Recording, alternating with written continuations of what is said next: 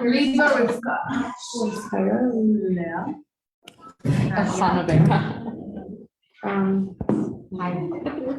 Nadia. You're just so chill about that. Here. Malka.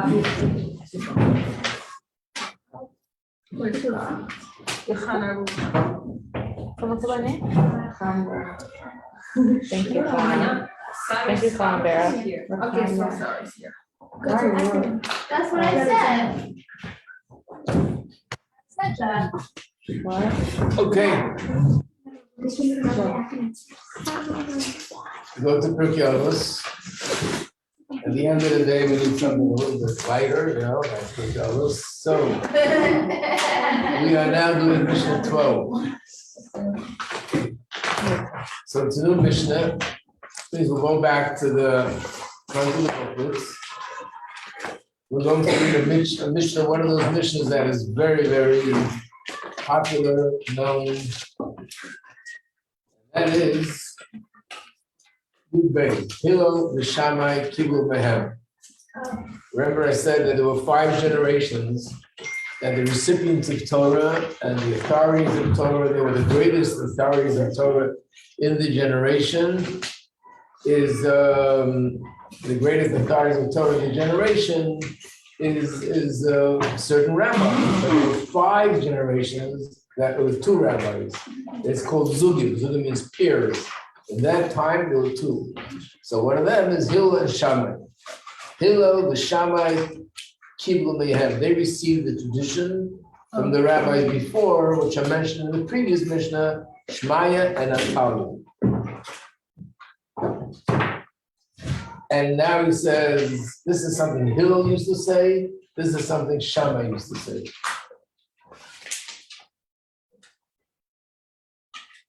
First Hillel. Hillel says, Havei mitamidav shel Aaron.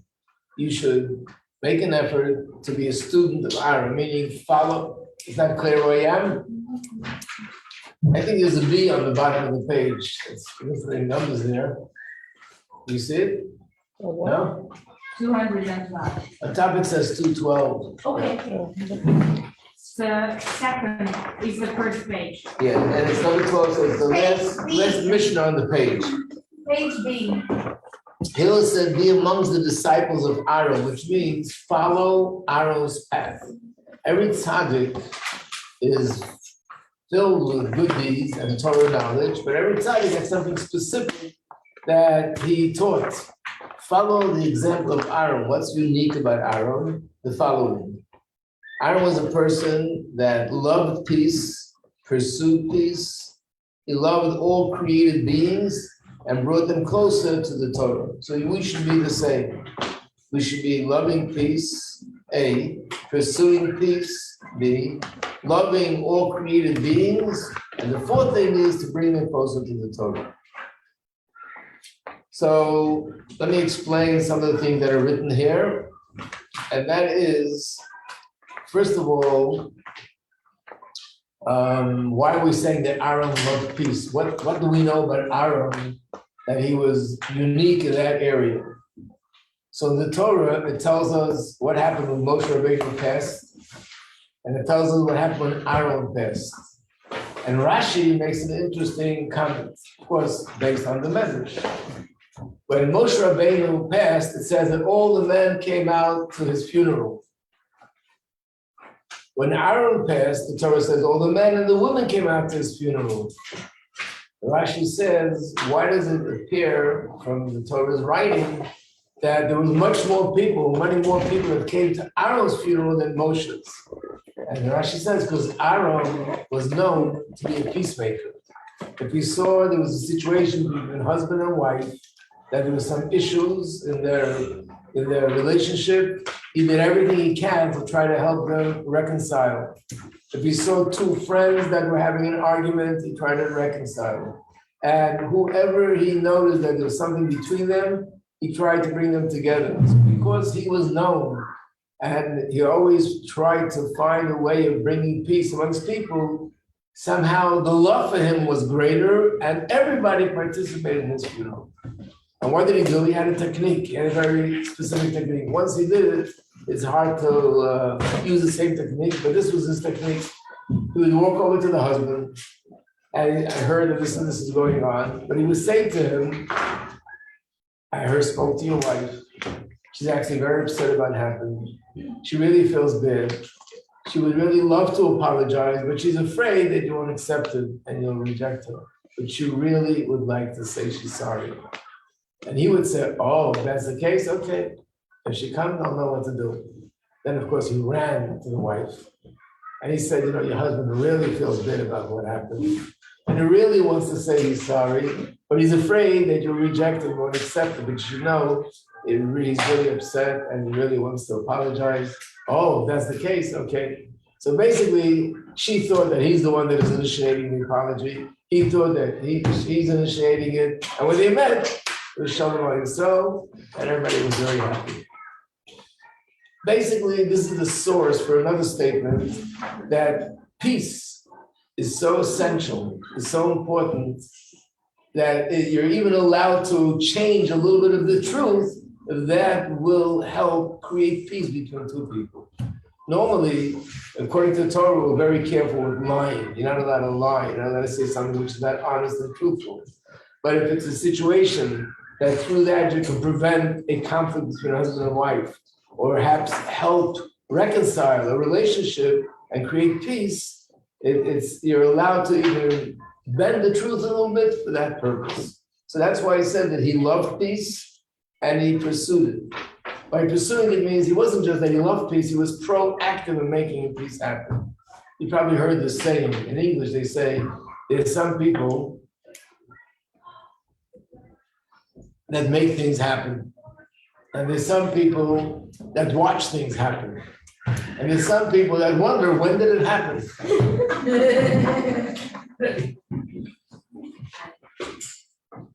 So there's certain people, they're so out of it, they're not involved in anything, they don't even realize that things are happening. Then there's some people, they are aware, they observe, but they don't take action. And the third category is someone who's proactive. So it's not enough to love peace and want peace. He pursued peace, means he took the initiative to do whatever he can. There should be peace between two people, husband and wife, friends, landlord and tenant, or whatever it may be. And that's because he had a love for every person, and his love for people was not only to help them in whatever they needed in material things, also bring them closer to Torah. So let's turn to page, where are we? Page 11. Page 11. On top of the page, it's actually what are we talking about? Which character trait is this Avos Yisrael?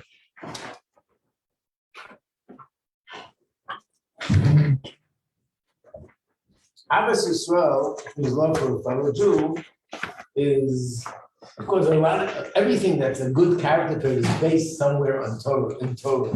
But not everything is written explicitly in the Torah. A lot of the good character traits are considered branches, extensions of something which is written explicitly. But to have love for a fellow Jew is explicitly in the Torah, and it's one of the 613 commandments. And that's number one. In fact, this is one of the psukim that children, whoever wants to request that children should study by heart, 12 passages from Torah, from Gemara, from Chassidus, and this is the one of them from the Torah. It says in the Chumash, you should love your fellow like you love yourself. Rabbi Kiva Omer, this is a general, basic principle of Torah. So what it means by saying it's a basic principle of Torah means there are a lot of things that are all considered, according to Torah, according to Halacha, something that we should be doing, and it's all based on like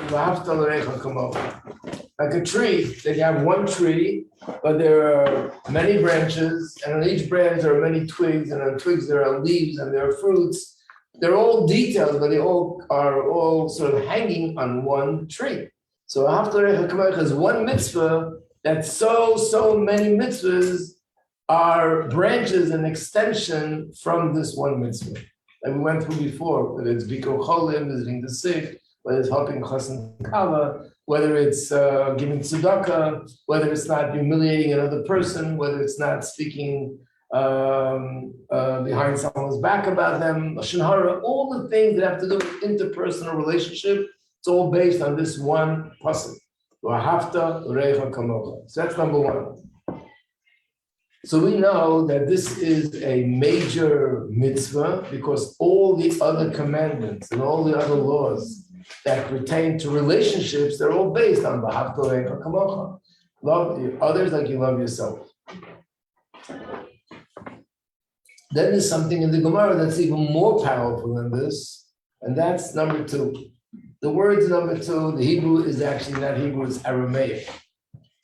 And it's based on a story in Gemara that there were two sages, which we just learned about, Hillel and Shammai, right? These two names, they were together, they lived in the same generation. Not only that, they were part of the same rabbinic court.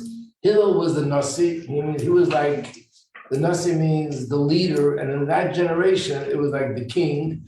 And Shammai was the head of the entire rabbinic court, which means halachically, and as far as halachic authority is concerned, he was the top person in the entire Jewish nation. And he was second in command to Hillel.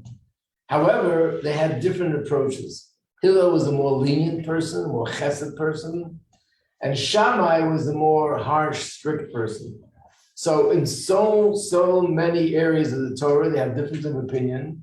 Shammai would say he's obligated to pay, he's responsible, and Hillel will say, no, he's exempt. Shammai would say, this is not kosher anymore, and Hillel will say, no, this is kosher. In so many different situations, they have different opinions, and in almost in all situations, their different opinions are pretty similar. He's more strict, he's more lenient. So one time, there was an individual who wanted to become Jewish, and he went to Shammai, the head of the Beis Din, and he said, I'd like to convert to Judaism, but I want you to teach me the whole Torah as I stand on one foot. And he said, goodbye. Basically, it means you're not serious. Expect to learn the Torah as you stand on one foot. I'm not teaching you anything, you're not serious, goodbye. So he heard that Hillel is more lenient. He went to Hillel. And Hillel said, sure, I'll teach you the whole Torah on one foot, which means a short version. And he said these words, don't do to others what you wouldn't want others to do to you.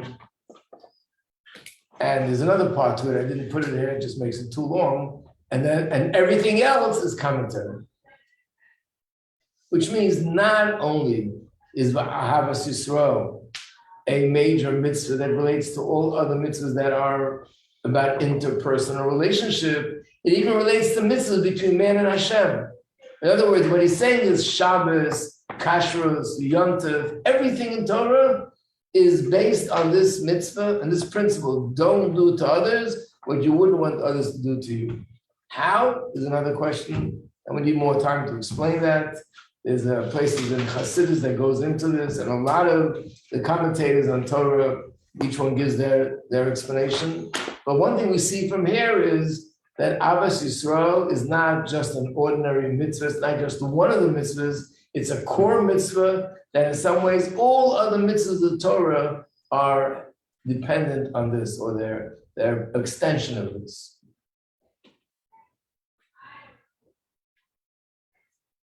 By the way, there's some Mefarshim means commentators on the Gemara, that say that when this convert said, teach me the whole Torah on one foot, that's actually what he meant. He didn't mean, give me a quick one, what do they call it in the stores?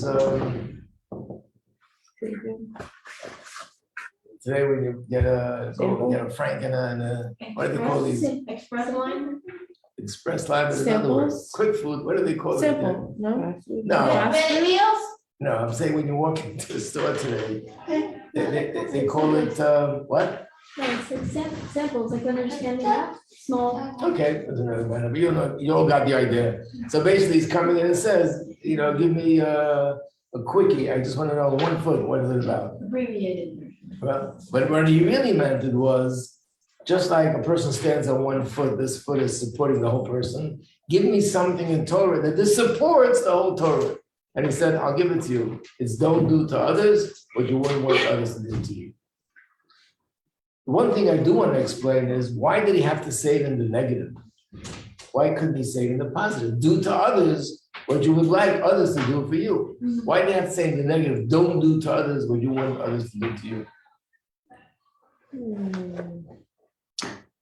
So one of the answers to this question is,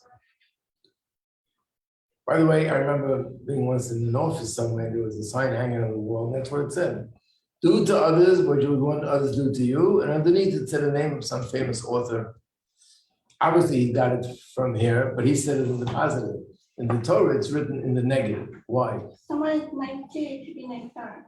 That's the positive. Like. But this is saying negative. Don't do to others. Oh, like don't. Right. Why is he starting with the negative? You did it was wrong, don't do it. Right. So one of the answers are, sometimes you do something to another person and you don't think you're doing anything wrong. You have a reason why you're doing it, you have an explanation why you're doing it. And someone would say to you, would you like if someone would do that to you? And suddenly it registered, I probably wouldn't. Then you realize I did something wrong. I said it because of this, I did it because of that. Fine, would you like someone to do this to you? If the answer is no, in other words, when I think along those lines, it helps me recognize what it is that I really shouldn't do to another person. Anything that I know for sure that I wouldn't want someone to talk to me like that or to do this to me like that, don't do it to the other person. Makes sense. What? It makes sense. Makes sense, okay. Now, based on this is number 3. Number 3, I hope you recognize it from the davening. We say it before the. Right, we say it in the morning before davening. And in fact, it's not everyone has this in their siddur. It's based on the teachings of the Arizal. That before we start davening, we should say these words, I accept upon myself to observe the mitzvah of love your fellow Jew like yourself.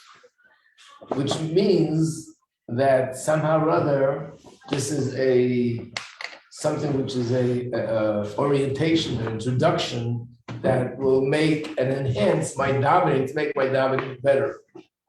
Why? There are many answers given to this question, and there's a story behind this as well. The previous Rebbe said that on the day of his bar mitzvah, his father said to him that on the day of my bar mitzvah, my father said to me that on the day of his bar mitzvah, his father said to him, it goes all the way back to the first Rebbe of Chabad, that the Alter Rebbe turned to his son and said, it's your bar mitzvah today, ask me any question you want, and I'll give you an answer. So every Rebbe offered that to his son on the day of bar mitzvah. So the 5th Rebbe of Chabad, the Rebbe Rashab, said to the previous Rebbe the same thing, ask me any question you want, and I'll give you the answer. What was his question? This was his question. Why do we say these words before the davening starts? I mean, obviously it's also important, understood, but apparently it's very much related to davening. Why davening? So his answer was as follows, that our relationship with Hashem is very often compared to a king and his nation, his subjects. It's also compared to a father and his children. In fact, one of the ways we refer to Hashem is Avinu Malkeinu. Hashem, our father, Hashem, our king. And we know that really there's many other metaphors that are used. Sometimes Hashem is referred to as our shepherd, and we're like the sheep. Sometimes Hashem is like our mother, and we're the daughter. Sometimes Hashem is referred to as our teacher, and we're the student. Because our relationship with Hashem has many facets. And therefore, we refer to Hashem in many different ways. When we refer to Hashem as our father, the Rebbe said, the greatest pleasure that a father could have and would want is to know that his children are in harmony with each other. And if they're not, that's very disturbing for a parent. So I'm coming to Hashem, I'm coming to ask him for whatever it is that are my needs. So before that, I want to do something to give him the greatest pleasure that he could have as my father. And therefore I say, Areini Mekabel Olai, I'm accepting Avos Yisrael to every Jew. I'm saying something which would give him the greatest pleasure as our father. And then I can come to ask him to fulfill those things that I'm asking for and to give me the pleasure to have whatever it is that I need. And it's interesting to note how, there's more explanations, there's more memorim, there's a chapter in Tanya on this, chapter 32, that there's also interesting thing, the Beis HaMikdash is called the house of prayer. And it says in the Medrash that this Beis HaMikdash, the house of prayer, was also, in a sense, built on Avos Yisrael. There was once a time, I don't remember how many years ago it was, not that many, but somebody was offering a reward. Who can find the Medrash? It's a famous Medrash. Everybody knows it. I've heard it since I'm a kid. So did everybody else. But everybody's looking for the source of the Medrash. I don't think someone came up with it, but I'll tell you the Medrash. The Medrash says that there were two brothers, and they lived on two sides of a mountain. One was wealthy, but had no children. The other one had a family, wife and children, but had no money. And they loved each other, they cared for each other. And one day, the brother that was wealthy and had no children said to himself that my brother, yes, thank God he has a family and he's happy, but he's suffering with poverty. So I want to, obviously his brother didn't want to accept anything from him, so I'm going to surprise him. He took a bundle of wheat and he brought it to his brother's place where he keeps all the wheat. His brother shouldn't know that he's doing it. He did it very early in the morning at the break of dawn. So nobody should notice him. When his brother woke up in the morning, he was shocked to see that he has an extra bundle of wheat there.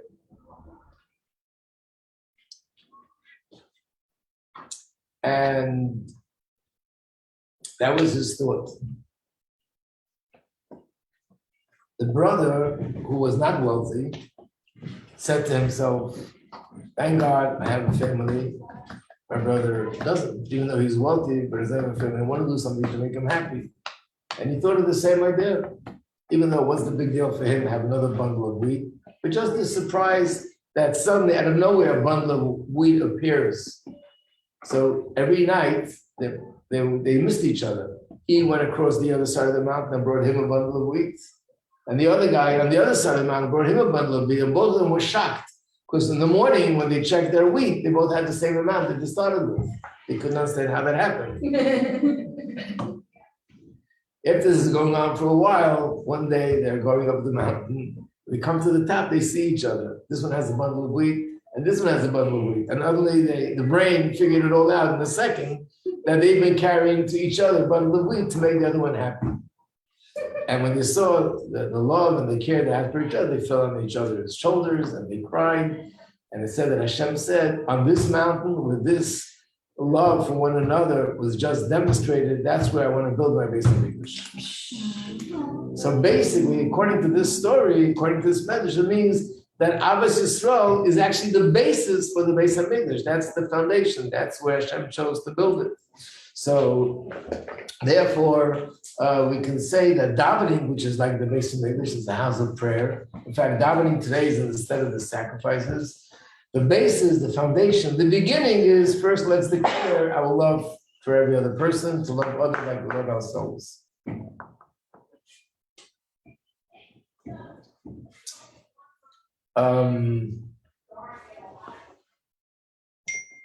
Number 4. These words, these 5 words, 4 words are from davening. It's in Shemona Esrei towards the end. It looks familiar to you, that's where it's from. And it reads, Barcheinu Avinu Kulonu Ka'echad. Bless us, our Father, as we're all one. The simple meaning of these words are, Hashem, bless us all together, your children. The deeper meaning, according to this, is that when are we a vessel? When are we a deserving vessel to receive Hashem's bracha? When we're all one, when we're all together.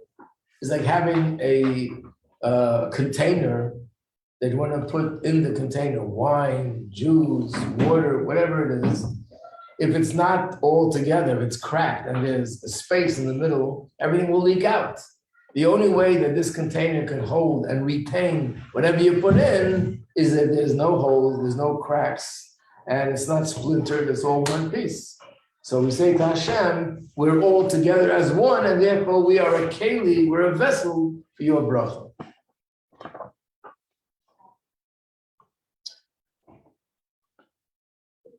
What is number 5? Number 5 is another term that's used. It's not Avos Yisrael, but Agdus Yisrael. But it's really related. Agdus Yisrael means unity of Jews. Avos Yisrael means love. So I guess really it's one and the same thing, but maybe love is more something about emotion. And Agdus could be something that's more practical. Let's say people do things together, people study things together, they do a project together, and they unite even through something physical, technical that they're doing as one. Like when the Rebbe tells us to make hakels now, it doesn't mean that everybody that comes together is like their heart is going out with love for all the other people in the room. But it means that we're united, we're doing something together. We're learning a certain part of Torah together, or we're doing a project together. Anything that people do together is a way of people uniting. And that's in fact number 6. Hakel Asagmas Anoshim Anoshim Batav. This is the pasuk in the Torah about Hakel, that the Eibishter says, gather all the people, men, women, and children. And I think we mentioned this before, this is the only time there's an obligation for everyone to come to the Beis HaMikdash. The men alone have an obligation every Yom Tov, Pesach, Shavuos, Sukkot. But the women aren't obligated to pick themselves up and travel every Yom Tov to the Beis HaMikdash. And you're not obligated to bring the children. But Hakel is like a reunion, a family reunion that must take place every 7 years. And I guess Hashem wants us all to be together like one family. So even though we're together, even though geographically we're living in different places, but once in 7 years, Hashem says, I want you all to be together in one single space. Like in a family. Different members of the family live in different parts of the country.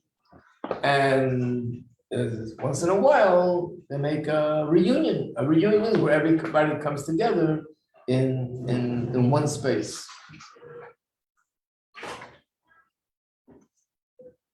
Number 7, in Chumash, there's a parsha, it's called Vayakel. Same word like Hakel. And it means that Moshe gathered. And Rashi says this happened on Shabbos, and brings out that Shabbos is a day for gathering. In other words, in a sense, just like once in 7 years is a time to this everybody getting together, once in 7 days is also a time for getting together. So really, the way a Torah family operates, the way a Torah community is, once a week, family gets together. Naturally, they live in different places, but the parents and the children, they all sit down by the table to have meals together Friday night, Shabbos day, and that's a way of everybody being stronger in their connection with one another in the family.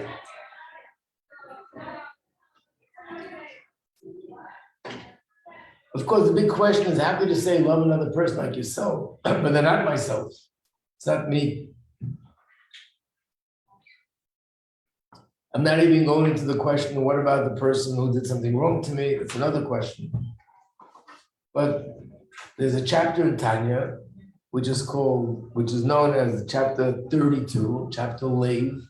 The word 32 in Hebrew is spelled Lamed Beis, which means the heart, because this is the heart of Tanya. And the Alter Rebbe explains that in a certain sense, we are like one family. I could love other person like myself because we are one.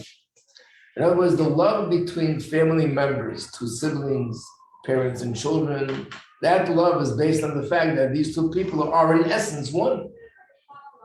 The children come from the same parents, or that 2 brothers, they have the same parents, 2 siblings have the same parents. The father and the children are one because the children come from the father and from the mother. But 2 people that get together that are total strangers, It's not the absolute oneness. That's why we see sometimes it can fall apart. So even though everybody is different, nevertheless, on the neshama level, we all have one source. We all come from one place. And therefore, in reality, on the spiritual level, we really are all one. Just like two siblings are one because they come from one source. So I don't have it here, but the Alter Rebbe uses the term and it says, we all have one Father. And that is our Father in heaven. All the neshamas, all the souls of all Jews come from the same single spiritual source. Now, this could be connected what I just said to number 10. Number 10 is a quote from Rashi in the Chumash. And Rashi talks about how the Jewish people were united and uses the term, they became one, like one person with one heart. Could be this came up before, but what that means is, did you ever hear of a person saying, I feel fragmented because I have a hand that looks different than my legs. My legs look different than my heart. My heart is different than my nose and my eyes and my mouth. Everything is so different, so I feel like a little bit, I don't know, going in different directions. One belongs to the right, another part belongs to the left. So the answer is, yeah, they have different functions, but there's one identity here. And that's who I am. Same thing is with us as a nation. People are different, everybody's different than the other. We have different needs, we feel different, we look at things different, we enjoy different things. But if we share one single identity, we could be united as one and we're not fragmented. And that's what it means. All together, like one person with one heart. Yes, we have different organs, and each one is different than the other in shape, in form, in function, but there's one heart, there's one identity, and it's all united. So we still need to explain number 8, number 9, and number 11 to be continued. Thank you.